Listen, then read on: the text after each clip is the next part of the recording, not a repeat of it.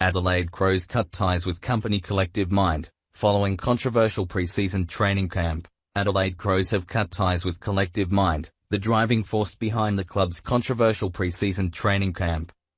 The Crows signed a 2-year deal with the Mind training company last year, but they pulled the plug on the association after the psychologically stressful camp caused lingering tensions within the playing group and offended Indigenous players. The company was behind the much-discussed power stance coach Don Pike and his players adopted while the national anthem was played before finals and the grand final last year. Adelaide embarked on their first pre-season camp in over 5 years on the Gold Coast in January following their 48-point grand final loss to Richmond.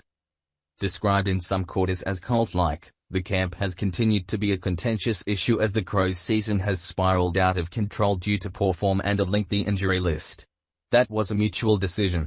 We set out in this relationship 2 years ago and we had some really good results last year.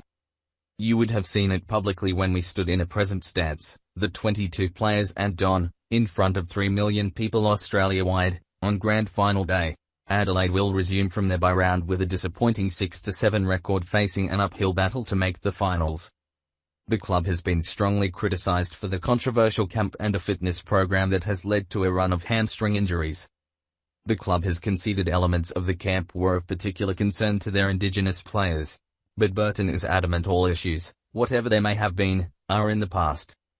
We don't need to go into all the specifics because I don't think that's fair, but what I will say is that there are no lingering issues from the camp, he said.